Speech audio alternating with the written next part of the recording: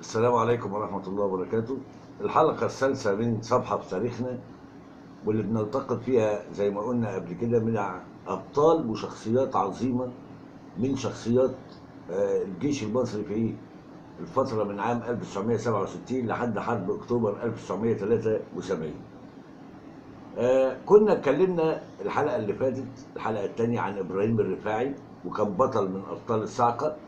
والنهارده بنتكلم عن ابراهيم عبد التواب. مين ابراهيم عبد التواب ده؟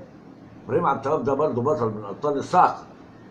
وبنقول ان ابراهيم عبد التواب في صفحه من تاريخنا كتير قوي ما يعرفوش ابراهيم عبد التواب. الحقيقه ان ابراهيم عبد التواب بطل من ابطال حرب اكتوبر 1973. كان متمركز مع فرقته برضه، وهي احدى فرق الصاعقه في الجيش المصري، في منطقه كبريت اللي موجودة بالقرب من خط بارليف. الفرقة بتاعت إبراهيم عبد التواب دي تعرضت لحصار من الجيش الإسرائيلي لمدة 134 يوم، لكنه مع فرقته صمد، أظهر هو والناس اللي معاه بطولات رائعة في حرب أكتوبر. لكن مع الأسف استشهد إبراهيم عبد التواب أثناء إحدى المعارك التي كانت بين أبطال الصاعقة وبين الجيش الإسرائيلي، بعد ما أظهر بطولات رائعة في هذه الحرب. وكان ده بطل جديد من أبطال حرب أكتوبر، إبراهيم عبد التواب، اللي هم بيطلقوا عليه بطل موقعة كبريت. كتير قوي بيدرسوا في الكليات العسكرية بره قصة إبراهيم عبد التواب. ليه؟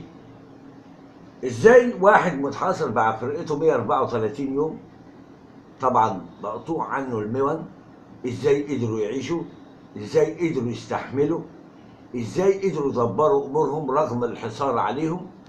ورغم كده اظهروا الكثير من البطولات، ومنهم ابراهيم عبد التواب نفسه، اللي زي ما قلنا استشهد في معركه بين المعارك اللي بينه وبين الجيش الاسرائيلي.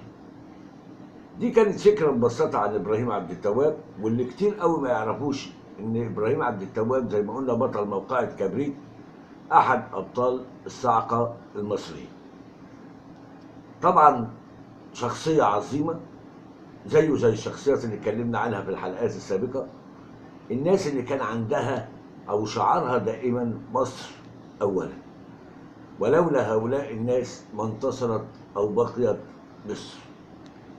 بندعو له بالرحمة، بندعو له والناس تكون عرفت مين هو إبراهيم عبد التواب.